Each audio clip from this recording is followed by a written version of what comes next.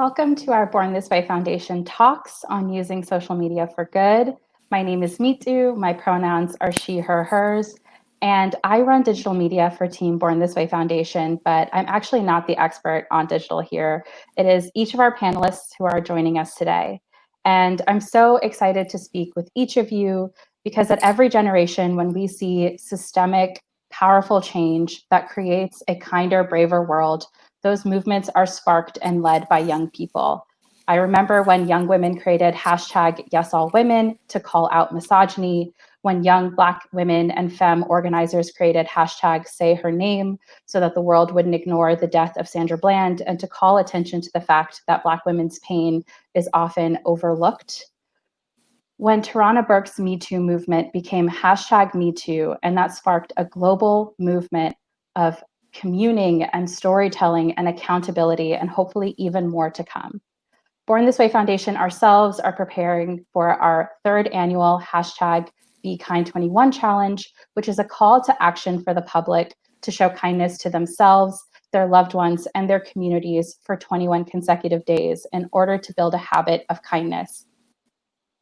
And our goal with BeKind21 this year and always is to meet the moment and to meet today's movements. So we know that to be kind is to advocate for a world where Black lives matter. To be kind is to wear a mask and hashtag kindly mask to keep yourself and your neighbors safe. To be kind is to take time for self-care and show yourself love because you deserve it. And if any of this sounds great to you, please join us at bornthisway.foundation/BeKind21 to sign up and learn more. And for each of our panelists today, you each embody that mission. You're creating a kinder and braver world by educating others, by raising awareness, by pointing to where your communities can take action using social media for good. So I'm excited to get to know each of you better, to know why you do your work, how you do your work, and how everyone tuning in can also use their social media for good. So let's start out with a brief round of introductions. Perry, would you like to kick us off? Yeah, sure. Hello, everybody. My name is Perry Easley.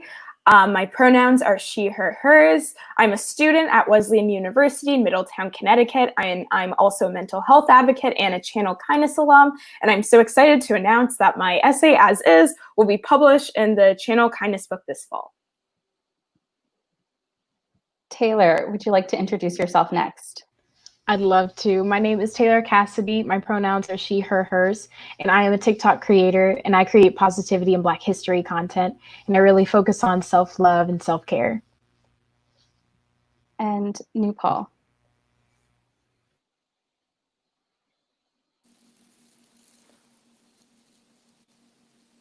Hi, everyone. My name is Nupal Kiazolu. I'm 20 years old. I'm the president of Black Lives Matter Greater New York and founder and CEO of my national campaign, Vote 2000.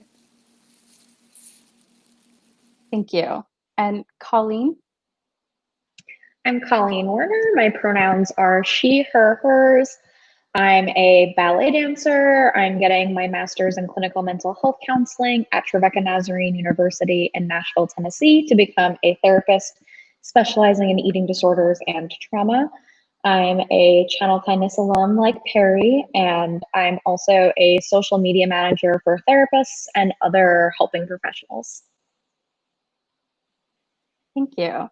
And for Perry, as you shared in your introduction, you've bravely spoken out about mental wellness, and you've started a movement online encouraging people to celebrate themselves and others for who they are, #AsIs. So how would you encourage everyone tuning in to show love to themselves and others on social media? Yeah, great. I think the most important thing is to really be yourself and showcase yourself. I feel as though there's still a pressure, at least of my generation, of some of my peers, to present themselves in a certain way on social media in order to, let's say, maximize likes or in order to, fit in with the crowd. But I feel as though in order for you to really be your happiest, truest self, that if you really stay true to yourself and post the content that makes you feel best about yourself, that in turn will then not only make yourself feel better, but also then will inspire so many other people to do the same. That also goes with hyping up your friends on social media too. If they're, insecure about a selfie that they want to post, say, go off, like pop off in the comments. If someone is posting a testimony, something very personal that they've been kind of insecure or nervous to share, to say, hey, you are so brave, thank you so much for posting it. That in turn will not only make your social media experience better, but will also help inspire other people to do the same.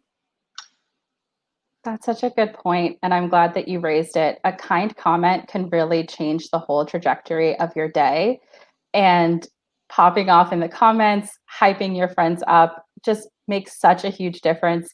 We always have leaving a kind comment for someone else on our list of suggestions for how you can participate in Be Kind 21 for that reason. So thank you, Perry. And anytime. Colleen, you've made a huge difference for fellow ballerinas and so many others with your work, like hashtag Bopo Ballerina, in body acceptance. Your work and your advocacy really centers on you also being vulnerable and sharing your story. Why do you think it's important to share your story, and what advice would you have for someone who is hoping to share their own? Yeah. So for me, sharing my story was the first step in healing. Before I was comfortable with getting authentic and really putting myself out there, I wasn't able to start healing from my eating disorder and trauma. And it really made this huge difference of being able to connect with people as well, because a lot of times when we're struggling and we're stuck in shame, we can feel like we're the only ones who are going through a dark time. We're the only ones who have these things in our lives. And in reality, we are not alone. And there are so many people we can connect with who are experiencing similar things. And for me, especially when I started sharing my story on social media, because I wasn't as comfortable with sharing these things necessarily in my day-to-day life, I was able to connect with people online in this way. And also now it's become something that I'm spending my life doing. It's what has inspired me to become a therapist. And I think, we can kind of share our stories in different ways. Not everybody has to share their story online. Maybe it's sharing your story with a friend or a family member or something like that. But I think, really putting words to our experiences helps get us out of these shame spirals and just really embrace who we are and embrace that, we all have parts of our stories that, maybe that we're not proud of, or different things that have created these struggles, and we can really build power and resilience. And so I think it just can be so powerful, this kind of like being like, oh, I'm not the only one who has been through this. And also, if you see other people who have made it out on the other side of their struggles, it can help you really want to fight for your own healing. I love that, fighting for your own healing. And that's such a great point, that when we name something, when we put words to it, we immediately start healing. You start removing that stigma, and you help others feel less alone. So be it sharing your story on a larger scale on social media, to plug our storytelling platform on channelkindness.org, where Colleen and Perry have shared their stories, or with a friend or loved one, a trusted someone. I'd also encourage everyone tuning in to check out bethere.org, which teaches you how to identify if a loved one is struggling with their mental wellness, how to lean into the conversation, and how to connect them with resources and professionals for support, all while protecting your own mental wellness. And for Taylor, I have told you this a fulfillion times now, but I'm so impressed by how you educate on and celebrate Black culture.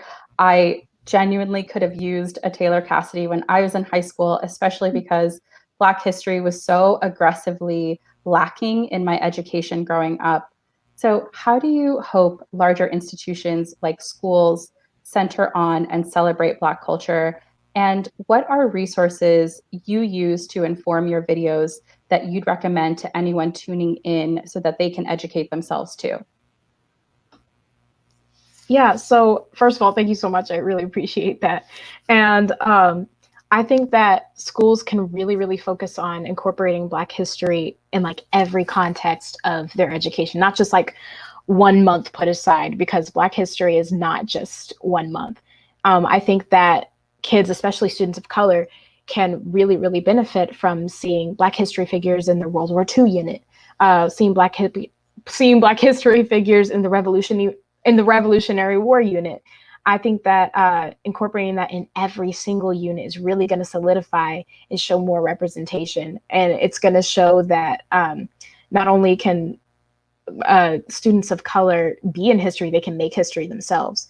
And for anyone out there who is trying to educate themselves more about Black history or even about like their own culture, two podcasts that I have fallen very deeply in love with are one of them is called The Nod. It is a Black culture podcast, and they talk about everything Black culture. You can find history on there. You can find things that aren't really talked about mainstream on there. And the other one is called Uncivil, and it talks about the hidden mysteries of the Civil War and things that are not talked about in school. And it is captivating. It is captivating. And I really learned so much from it that I didn't know. A lot, and you can also find a lot of Black culture books to read. You can find them at Barnes and Noble, anywhere. There are a lot of them that really talk about things that you wouldn't normally learn in school. And so it's really, really easy to find those resources to educate yourself. But those are a few that I like. Thank you so much for sharing those. I love The Nod as well, and I'm going to get into Uncivil. If we're dropping podcasts, I also love Still Processing. It's a culture podcast that is super informative. And Taylor, thank you for that. I think it's so valuable what you're doing and how you're insisting that Black folks, Black history, Black culture is not left out of the narrative. And that's such an important point that you make about how young people can not only reflect and remember culture, but also create it and create history. I think we forget how young, for example, John Lewis just passed away. And you forget that he was a baby when he was being beaten over advocating for voting rights, advocating for civil rights. We forget how young Martin Luther King Jr. was, how young all of these leaders of the movement were, and that at every point when we've seen these huge movements, the architects of these movements have been young people like each of you. And also Newpal, who I think has been having some connectivity issues. So I will stan her in a little bit as soon as she's able to come back in. I hope I'm using that correctly. I'm just kidding.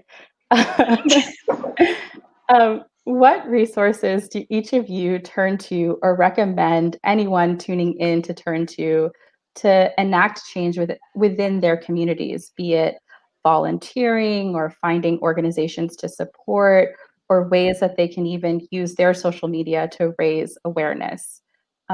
Colleen, let's start with you. Yeah. So I created the hashtag Bopo Ballerina movement. So for any dancers out there, that is, it's become this really awesome community of dancers spreading body positivity and body diversity and eating disorder awareness. So as far as dancers, that's a great space.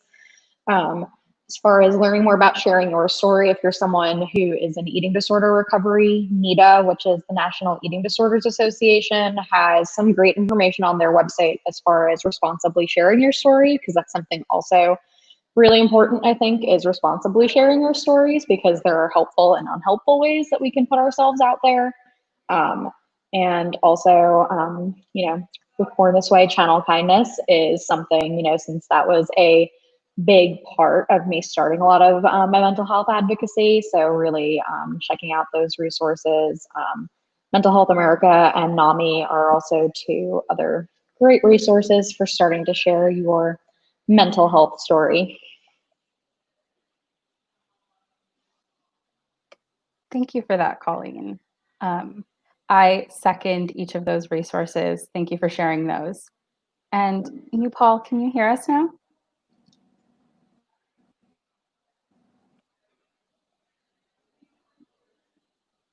Okay, no problem. Taylor, what resources do you turn to? A really big resource that I turn to are petitions. Petitions are the easiest way to spread awareness and use your voice and your platform to really help someone or really advocate for social justice. And you can use your social media to share that petition. But another way to really start changing your own community is if you have, I know a lot of schools have Black student unions or diversity clubs. You could either start one or really spend time investing in it so that you don't only spark change like on your social media, but you can really get down and do it in your own school. And I think that is like a really great hands-on way to start. And I think another thing that is really, really important in starting changing your own community is supporting the businesses in your community, the small businesses, the Black-owned businesses. What's really going to show your support is that you care about them, you care about the hard work that they've given, and that's really going to spark change in your own community. Thank you for that, Taylor. I think that we all tend to especially overlook petitions sometimes because it feels like I'm just adding my name to this thing and who knows what that'll do. But that collective power of being one of thousands, hundreds of thousands, sometimes millions of names advocating for something we've seen that pushes change, pushes systems to do and be better. So thank you for plugging that. And Perry, what resources do you turn to or that you would recommend? Yeah, well, first of all, I completely agree with what everyone has been saying. I think that especially with this digital age, there are so many resources out there and there's so many ways to get started. Like what Taylor said, whether or not it is going through starting with petitions or finding resources like NIDA, which are very big and prolific nationally. What I've been doing a lot, which has been incredibly helpful, I've been posting on my Insta story. Hey, if anyone is interested in mental health awareness, if anyone's interested in voting rights, DM me. Let's come up with something together. I knew that I wanted to focus on voting rights, this advocacy this summer, just with everything that's going on, and also it's just so important for our voices to be heard in any ways. So I went to social media and I just put out a blanket post, and I now have over 50 people that are willing to help me with this project. So that has been an amazing resource. Also, to echo Taylor with what she was saying with communities, there are so many nonprofit organizations in your community that I'm sure are doing similar things that you would like to get involved with. So do some research into what is happening in your community. See if there's something that you can do, that you can get involved with, that you can collaborate with them with, because not only does that, again, help build up the community, but also you're using your voice and your talents to augment an important message as well. I love that. Augment an important message. And while you're creating a kinder, braver world, which each of you is doing, we also know that it's important to take a step back from social media, to take a step back and care for yourself and recharge offline. So how does each of you engage in self-care? Taylor, let's start with you. So it's actually, I've just started doing it. I've been taking every Sunday off of social media. So every Sunday I will stay off of social media for the day, and I'll go and do a hobby that I've been wanting to do for a really long time. So last Sunday, my sister and I went out and we painted in the park. And I think that really taking time and being present and shutting everything off reminds you that you may have like all of these things around you that seem like it's a burden on you, but you can still take that burden off, and you can still find time to be yourself and look around and see that there's so many blessings around you that you can appreciate. So definitely taking time off, like taking out time to shut everything off and get away from everything and focus on like that hobby, painting, is what I've been doing. I love that. I think sometimes when social media is a big part of what we do or our jobs, I'm certainly guilty of this. You think that you have to be on it all the time, and you don't. And Maya Smith, our executive director, actually will just text me sometimes and be like, retweet a couple things from my account, like for Born This Way Foundation, and ensure that like I'm keeping up with everything. But I just have to take like the next X number of days off from social media. And so I honestly really learned from her on that.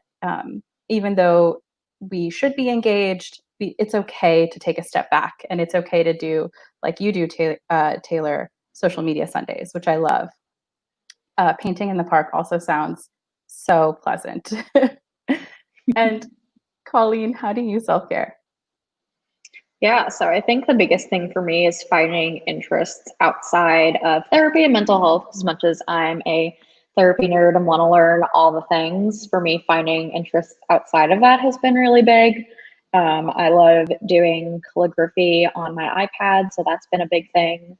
Also, really been loving playing Animal Crossing. For anyone else who has been playing that, it came out at the beginning of the pandemic, and that has been a really, really great distraction. And then also, since I am a ballet dancer, really dancing, especially with this pandemic, has been really huge. I have a small studio space at my house, and just being able to dance and really get in my body has been super helpful. And I think with finding like those little bits of certainty, and the same thing with taking time away from social media, since because that is part of my work, I often feel that same pressure to constantly be on and constantly be plugged in. So a lot of times I'll just like try to like put my phone away for an hour or for the rest of the day or whatever. But that's something I need to work on more, because setting those boundaries with myself and making those rules for myself can feel really hard.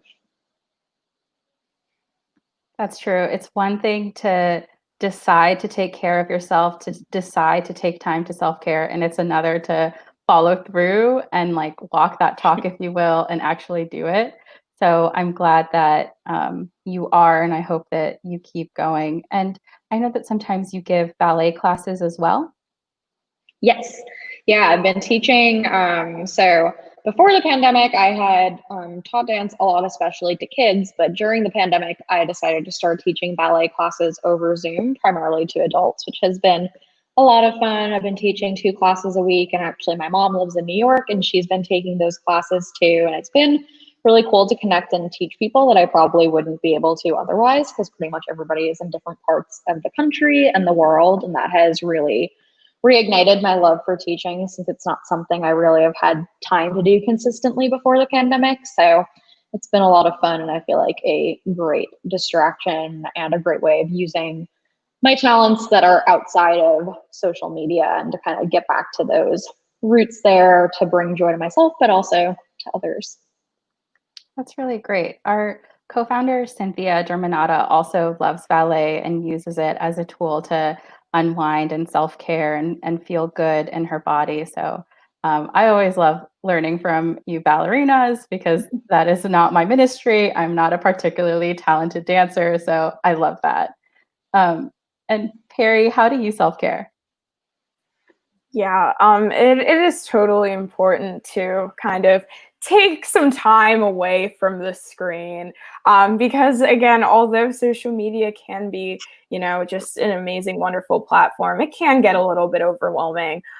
So meditation is something that I've been trying to get into, and it has been really kind of amazing for me to just stay present, and to be mindful. Also, another way that I practice mindfulness is I take walks just around my neighborhood. Sometimes I call my friend and we'll do a socially distant walk, which is something that I would completely recommend as well. I've also been getting into cooking and baking. I just ordered some tapioca pearls and I'm now making my own bubble tea, which is really awesome. So really get creative. Again, if there is a passion or a hobby that you've really wanted to get into, but you've never felt like you've had the time to, I'd say now is a great time to do that, just like Taylor said. So whether or not it is painting in the park or making bubble tea, these are just kind of great ways that you can kind of help yourself practice mental wellness. I need any and all recipes, Perry. I'm trying to upgrade my kitchen game. Please, let's circulate that after this conversation. I got you. Thank you. And I am still learning how to use this live streaming tool, so I accidentally showed the question, but I'm comfortable with that. Jacqueline Powell asked, I think specifically for Taylor, how can we advocate for changes in curriculum, especially in how American history is taught? Sorry, I've lost the unmute button for a minute. I think that if you're a student in school and let's say you're in a history class and you don't see a lot of Black history being represented, the first thing that you can do is educate yourself so that whenever you want to advocate for change, you have at least a basis foundation. Something that I had to do this past year actually is I was in a history class and it was like decorated with all of these historical figures, and the only representation of people of color that I saw were Sammy Davis Jr. and Billie Holiday. And I was like, we got to change this. So I had to personally sit down one-on-one with my teacher, and we really worked out how to get more POC up on the wall. And I know that sounds small, but it really made a difference in how the room looks when you walk right in. You can see that history isn't just one-sided. It's in depth, it's everyone. So you can really advocate for Black history and presenting more awareness in those little ways that you notice. So if you notice a certain thing, focus on that certain thing. Like for me, it was pictures on the wall. For you, it may be, I don't know, the kind of books you're assigned to read. Focus on that certain thing and go to it with a mission that you want to accomplish. And don't be afraid. Don't be afraid to embarrass yourself, to mess up your speech. Don't be afraid. And I believe you can do it. I love that, Taylor. You are modeling that bravery, and we will all try to be a little bit more brave as we advocate for better. And we also received advice from Dylan tuning in saying, one tip I have read for effectively delivering a message by letter or email to a representative is tweaking the generic language so that it misses out on filters, or sometimes they overlook them if they can tell that it's the copied over message. So that's a helpful tip that I forgot to share earlier, is that when you're sending an email or letter to an elected official or anyone else you're directing a petition to, it's always great to put a little bit of your personal spin on it, to make sure that, to help ensure that there's a greater chance that it is read. So thank you, Dylan. And for each of you, you're on the front lines of creating lasting change in your own ways. And it's really difficult, but because of young people like you, we know that better is coming. So where do you find hope or joy?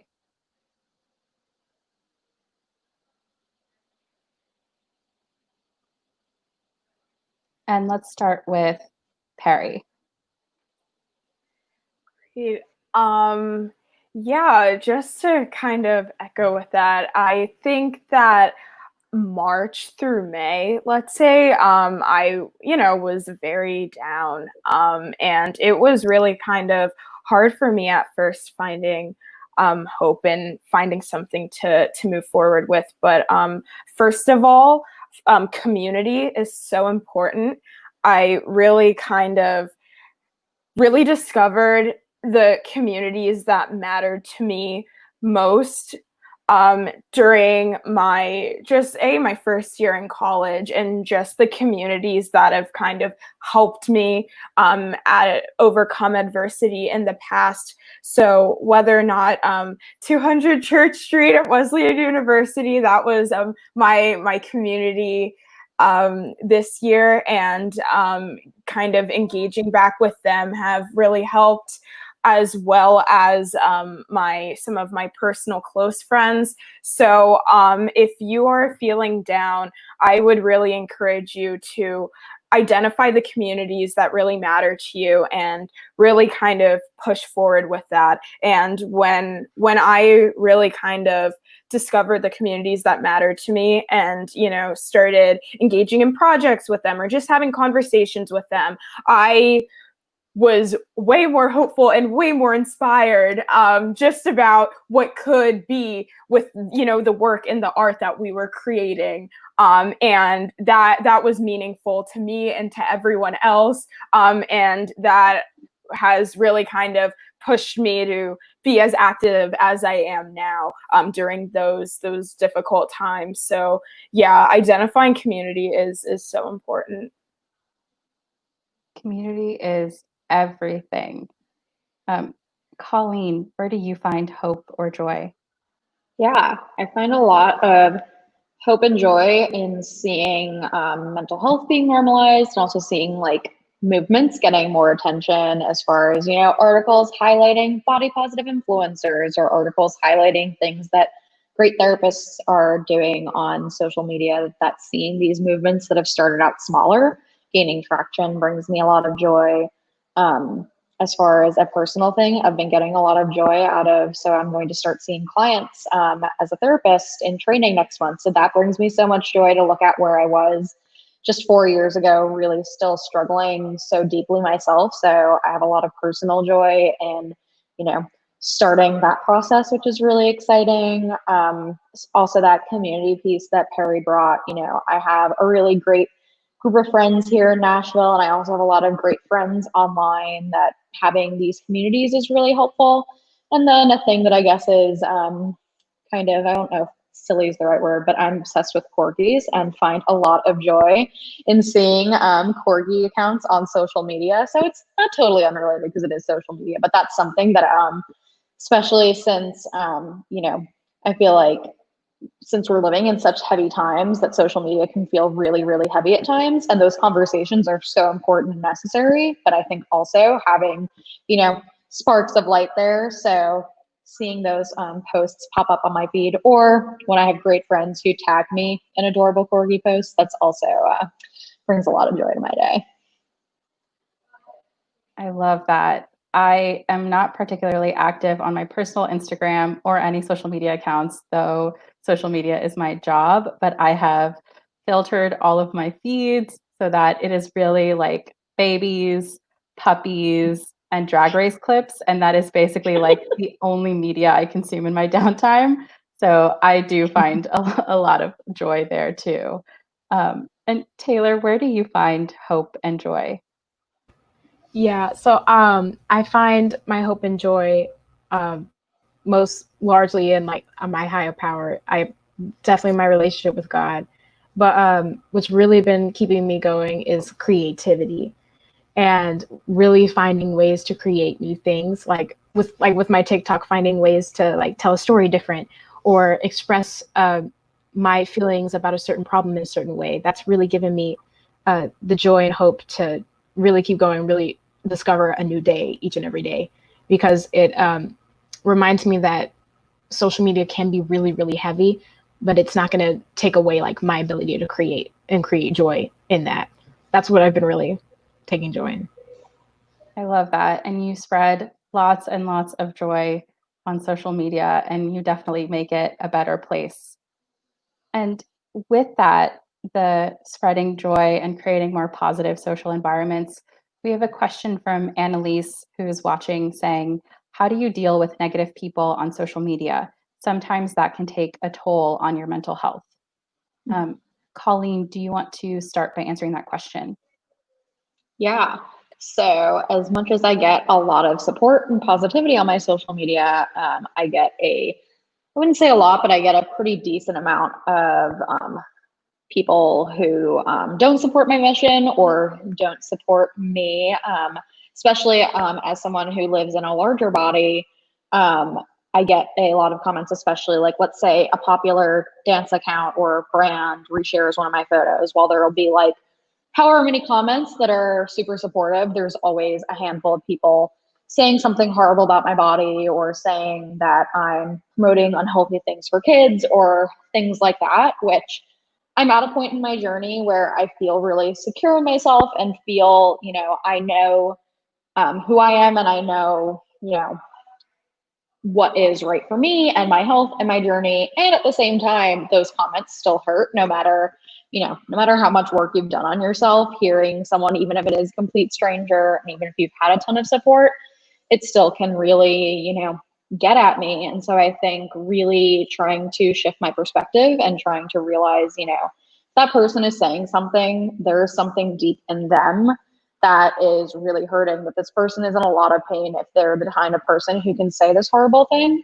and trying to have some compassion there, even though it's really hard. And I think, you know, also just blocking people, you know, sometimes I do fall prey to, you know, getting in conversations with those people, and it usually doesn't end up doing any good. It ends up just draining me and it doesn't change their mind. But so for the most part, I try to just block people and ignore it and try to pay attention to the support, because there is so much support there. And so really trying to lean into that and leaning on my people, you know, when I have someone say something shitty, you know, telling my boyfriend or telling one of my friends, and, you know, just really processing that in the moment and not letting myself internalize it too much. And yeah.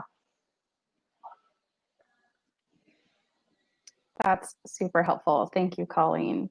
I appreciate that you're so vulnerable online and in this conversation. I'm sorry that you have to see those negative comments, and I'm glad you have community to just remind you that you are so dope and to love on you and to support you.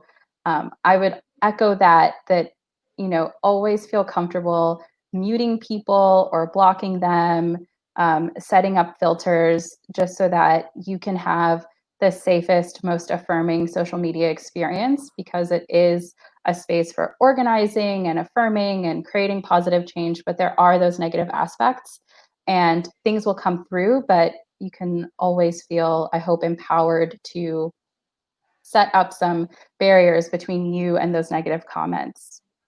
Taylor, how do you keep out negativity or address negativity on social media? So I have been I am so grateful for like the community that I have, because every once in a while I will get a negative comment. Mostly it's really positive, but especially in the beginning, and every once in a while I will get like somebody commenting the N-word for no reason or something like that. And it's really hard, because sometimes it feels like you can put like you're all into something and somebody will still like minimize it down to one word. And I think it's important to remember that anything that is negative, it can't define what you've poured into the content.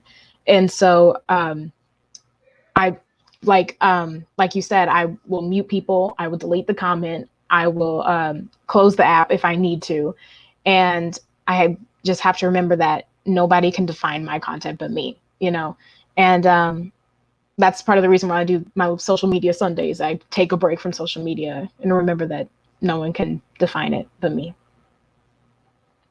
That's such a helpful added tip, Taylor, that I should have included. You can mute people, you can block people, you can set up filters and things, but also you can just close the app and step away and let those folks tire themselves out, because it is not your business. You are the one who defines you, your content, and how you want your day to go.